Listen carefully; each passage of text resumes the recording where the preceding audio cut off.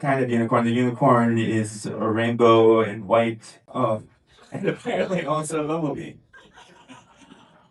Maybe we'll switch courses to two-dimensional line drawing.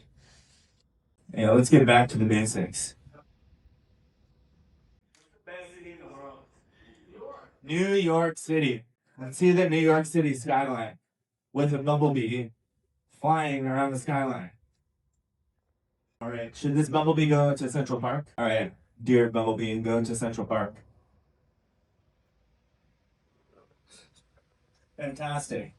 What should the bumblebee see in Central Park? The bumblebee sees a squirrel in Central Park. And the squirrel is interested in maybe eating some nuts. But you know what happens to squirrels in Central Park is they get chased by golden retrievers. So the golden retriever is very goofy. It's chasing the squirrel. But all of a sudden it's all interrupted by a psychedelic cat. And the face of the psychedelic cat zooms toward the screen.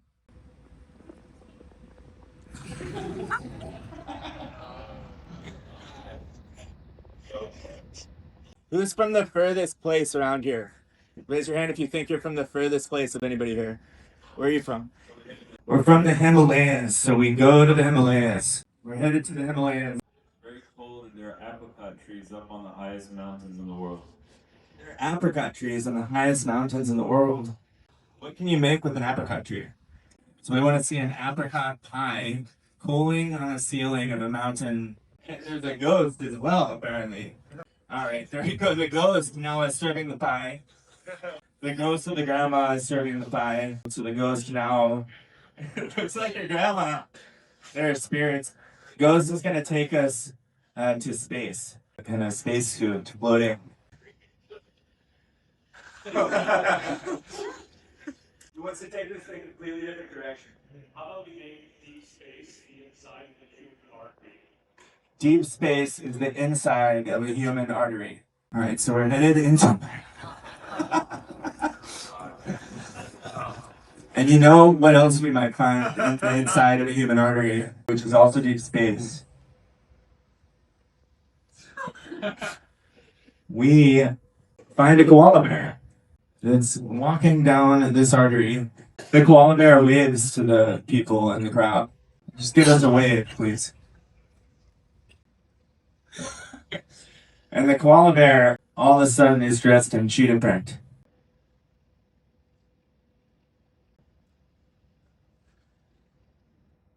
Where else should we go? I go to ancient Rome. But what's different about ancient Rome than what we might have? It's ancient Rome at night. We're still on the ghost beam, it turns out. So we're in ancient Rome at night, and it's a rave at the Colosseum. There's a rave at the Colosseum, and all of the ravers are mice. And they're dancing like it's the end of the Roman Empire. Which some say that it might be like that today, I don't know. As you can see, Etheria, give Etheria a hand for showing up for us.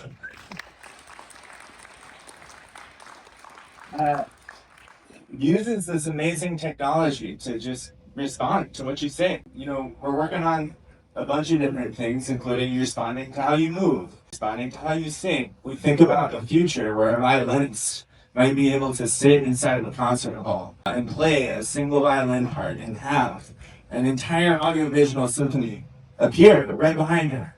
That the expressive power of a single individual can be amplified by 1,000x, so that any person with an idea, any person with a talent, any person who has anything to say isn't limited by the resources to say those things. And I think that's really where we are as a species. And so one of the things that I think right when we were about to start, Gonzo was talking about how we're still pretty limited at resolution, many of the technical constraints. One of them is that we're running a single B300 GPU in the cloud to get to a resolution of 832 by 480. It's pretty small, right?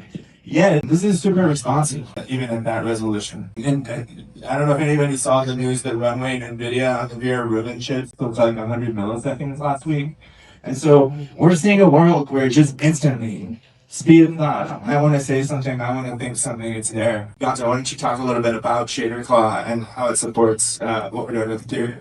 I come from a background of doing large-scale visuals, and one of my first bottlenecks with working with Ethereum was the resolution. We can't use this at a concert where there's 50,000 people. We can't use this for production yet, for music video, for an artist who's paying a lot of money. So we were trying to figure out how we can get away with amplifying what's happening in Ethereum. And with the explosion of technology nowadays, if any of you guys are using Cloud Code or any of these tools, they're able to create animations made out of code. So what we're doing is creating a tool called 𝐤𝐫𝐷. It's open source, and basically we allow people to start their shaders inside of Claude. They bring them into our tool, and our most important, our biggest takeaway is that we want them to make these shaders interactive. Interactive by voice. We make them interactive by camera, by movements.